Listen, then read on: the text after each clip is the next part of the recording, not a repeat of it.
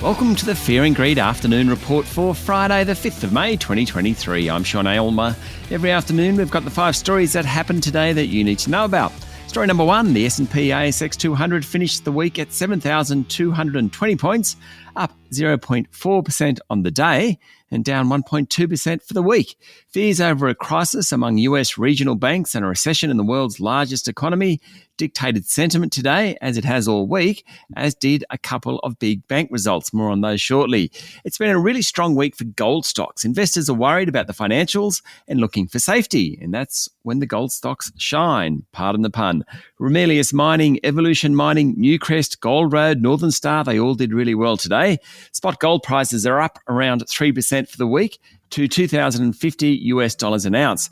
Property stocks have also done well today, at least, with Goodman Group, Stockland Centre and Dexus all rallying. It wasn't such a good day for the coal miners. Coronado Global, Whitehaven and New Hope were among the worst performers.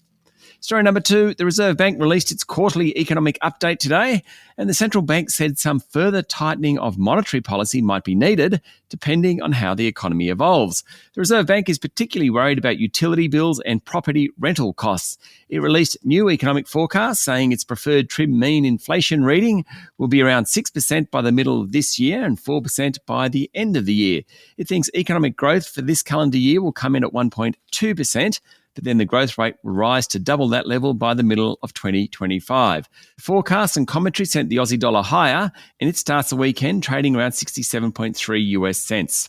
Story number 3, a couple of big banks announced big profits today. Macquarie Group reported a record $5.2 billion for the year to the end of March. The bank will pay out a slightly lower than expected dividend, and its share price finished down slightly to $177.35 a share.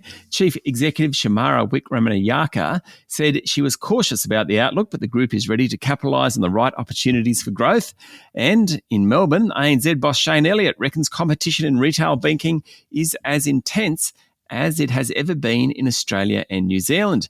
He made the comments after the bank reported a record $3.8 billion half-year cash profit.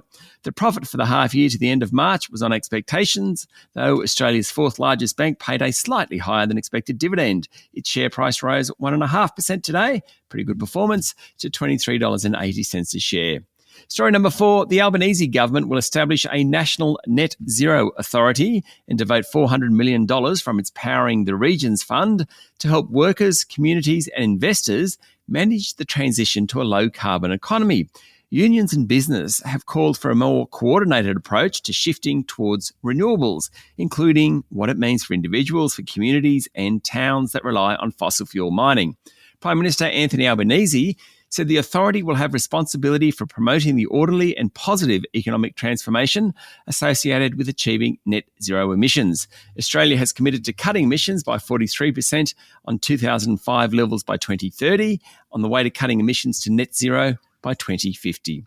And story 5, Apple reported better than expected revenue and profit this morning, with iPhone sales strong while turnover from Macs fell. Apple made about 140 billion Aussie dollars worth of sales in the 3 months to March. The 1.5% rise in iPhone revenue was a pretty good result, given the rest of the industry is struggling with a decline in the sales of smartphones, tablets and PCs. Apple is winning customers in Brazil, India and Mexico, Chief Executive Tim Cook said. The bad news is on the Mac side, with sales down more than 30%.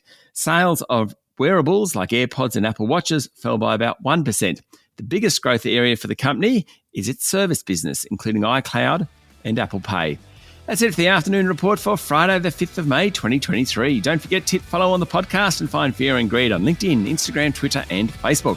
Join Michael Thompson and I tomorrow morning for the Weekend Fast 5. I'm Sean Aylmer. Enjoy your evening.